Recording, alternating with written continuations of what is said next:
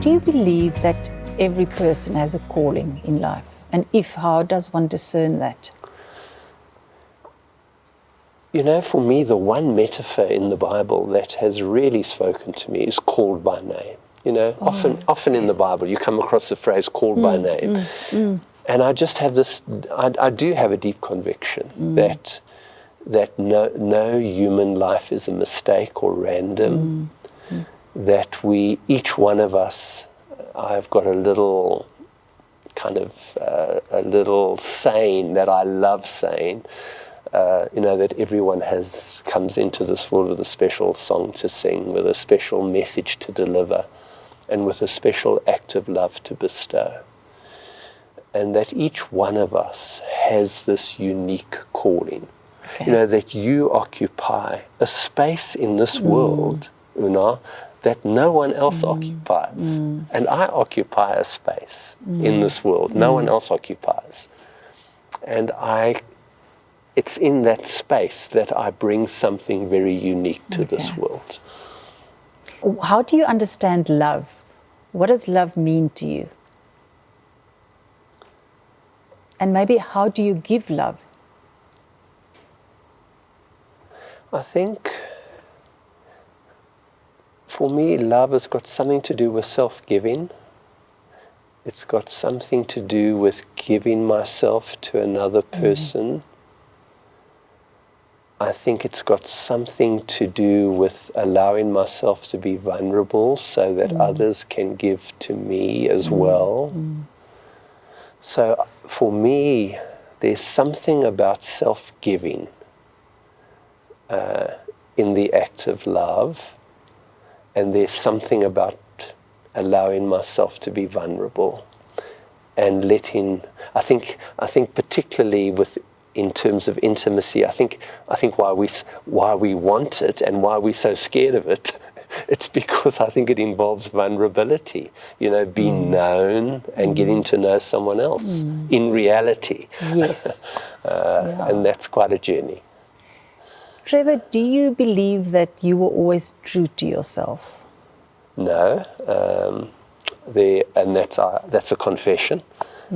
Obviously, I look back and there are moments, you know, I think in our 20s and 30s and 40s, I think we kind of develop the art of, you know, we've got to, you know, we get in our life together, and I think we sometimes package ourselves. And I think there's a bit of pretense in that sometimes, and I'm sure that I did that many, many times and drifted away from Trevor. I think one of the challenges of growing older is to see a little bit more clearly, Trevor, you were pretending there. Yeah. And I think I'm quicker to spot it in my life than I was when I was in my 30s and 40s. And that's not always easy, but thanks for being so truthful. So do you like yourself? You know, I look back and I say to my younger self, you know, you did a few things well. Okay. You really messed up at times. But I'm also, as I get older, I'm wanting to welcome both. I want to integrate. I want to integrate my whole life. The parts that I maybe did okay with and did well with, and those parts that I didn't do so well with. So I wrote a letter the other day, not for myself, but there was another person in their 40s who said, what advice would you give me, you see? So I said, I'm not in the business of giving any advice, but what I will do is I'll write a letter to my younger self. Okay, and I'll give you the letter that I write to my younger self. So that's what I did. Are you prepared to share a little bit of that advice that you gave your younger self? Well, I just said thank you for the things that he did well. There were some things that he did well. I think he prioritized his loved ones, and I don't live with too many regrets around that. He made some good friends. what else did he do? That he found mentors. He found one or two safe places to process his stuff. And then there were some things that he didn't do too well. I think his biggest mistake, Trevor's, was that I think he tried to please too many people, and then just drifted away, said yes too many times when he should have said no. Okay. Didn't have as much fun as he should have. I think he was far too serious. So those were some of the things I put in the letter, if I remember the letter, and then I just gave it to Mike. I must say, I pick up a lot of joyful energy from you. So I suppose over the years you have integrated. Well, you did integrate some joy into your life. Well, it's been a very conscious journey. Yeah. I had to learn how to do it, and then I don't think joy drops on your head. But I had a joy deficit in my life. So I needed to consciously balance. I needed to consciously go on a journey to embrace joy. I understand. And to discover joy. Okay. And it is there. Yeah. Well, I certainly feel it and sense it.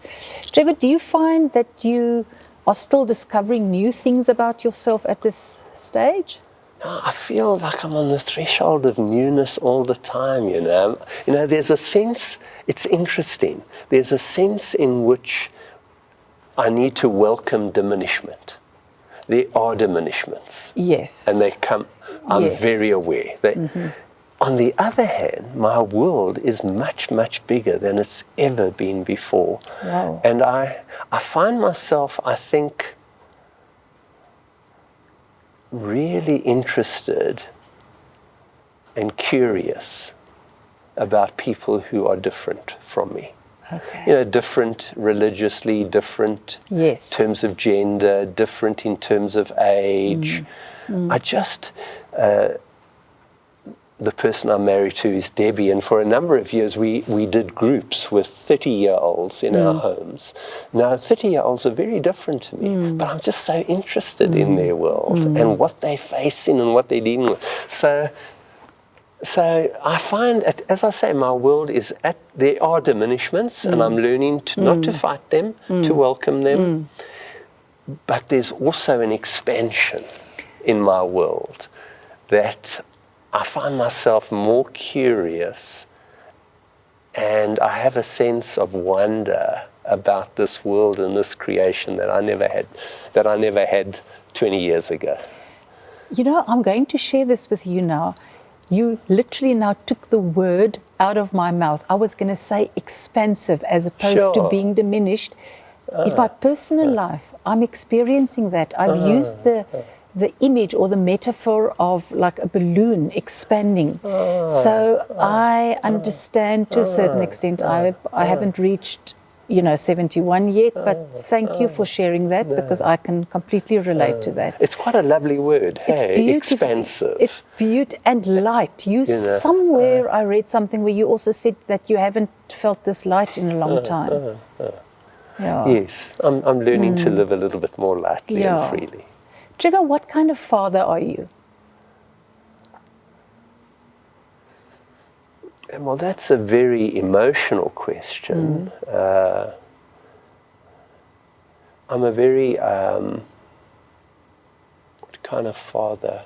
All the way here to this interview, I was on speakerphone to my daughter in Sydney for 45 minutes for the drive here. So I guess that's who I am. Okay. I take any opportunity to connect without giving them the sense that I'm wanting to run their life or live their life for them. I think I have learnt to love them with open hands. And to let them make their own choices and decisions. And I have an immense respect for both of them. And I have a very deep confidence in them. And I love just to bless them with, I just love to bless them. I love to bless them by seeing them, by witnessing their life, and just by telling them, how much they mean. It's a hard question. Thank you. And your children are truly blessed. Trevor, do you think you have life all figured out? You have the answers to all the big questions in life? Not at all. I think the word mystery has become, not mystery like a detective story, I've got to suss out and solve this mystery, but mystery in an inviting sense. That I find this world full of mystery and wonder. I find human beings full of mystery and wonder. So, I'm discovering something new about Debbie, who I've been married to for 42 years. I don't know her. I'm still getting to know her. You know what I mean? It's kind of mystery. And I'm also getting to know myself, the mystery of my own being. So I don't have things. No, I don't have things fixed. Short answer, I don't. I actually want to come back to children. In something you wrote, you referred to the children's story called The Velveteen Rabbit. Would you mind just saying something about that, please? For anyone who's watching this who's not aware, there's this book called The Velveteen Rabbit, and it's a story of conversations really between the Velveteen Rabbit in this little boy's playroom and the old skin horse. And there's this lovely conversation between the Velveteen Rabbit and this old skin horse. And I've got the conversation here, and perhaps I can share it. Yes, please. Yes, please do. And I think I think I read this when I was 21 years of age. Okay. So this is the skin horse talking to the Velveteen Rabbit. Real isn't how you are made, said the skin horse. It's a thing that happens to you. When a child loves you for a long, long time, not just to play with, but really loves you, then you become real. Does it hurt? Well, sometimes, says the skin horse, for he was always truthful. When you're real, though, you don't mind being hurt. Does it all happen at once? Or does it happen bit by bit? No, it doesn't. I love this part. It doesn't happen all at once, said the skin horse. You become. It takes a long time. And that's why it doesn't happen to people who break easily or who have sharp edges or who have been carefully kept. Generally, by the time you are real, most of your hair has been loved off and your eyes drop out and you get loose in the joints and very shabby.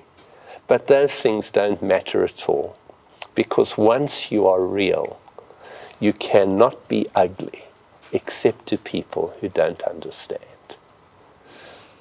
I love those words. That was beautiful. And this, I'm just going to mention this, I might edit this out, but my children are Afrikaans speaking.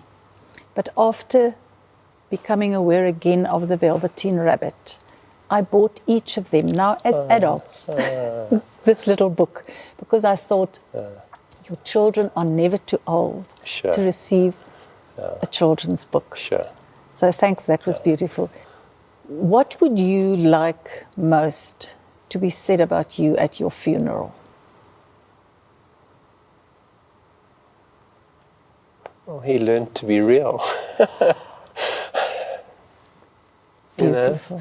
And he loved well, and he lived deeply, and he was faithful to God where he lived his life. What lies ahead, Trevor? You are 71 now? Correct. Are you still involved in projects? I think I'm involved in too many projects, and I think what lies ahead is learning to let go of some of them and I think to create a little bit more space for just to be, just to obviously be with Debbie, to and to be with myself as well. So I think what lies ahead, I would like to perhaps do a little less over time, and I would like to be a little bit more. Yeah. Somewhere you mentioned that there's a book coming out this year. Right. Thank you for that. I wrote a book. It's a long-term project, and it comes out in, I think, September. And it's called Seeking God, Finding Another Kind of Life, with St. Ignatius and Dallas Willard. Okay.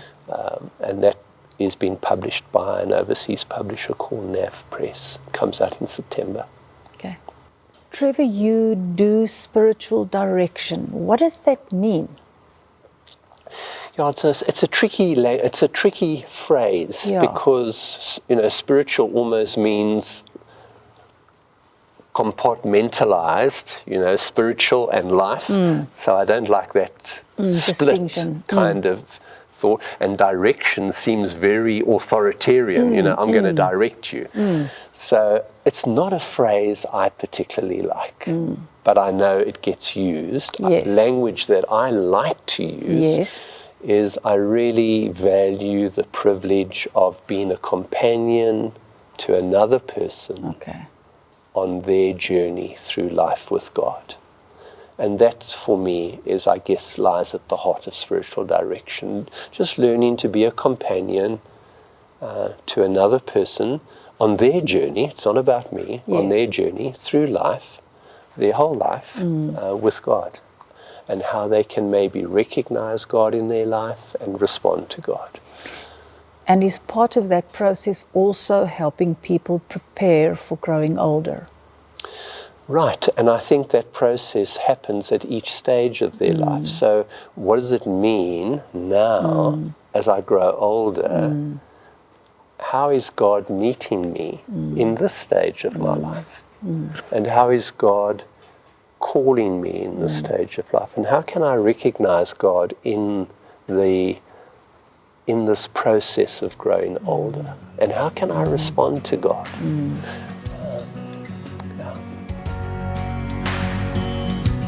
We hope you enjoyed episode 2. Should you wish to further reflect on this interview, you can download notes from our website www.InVia.org.za.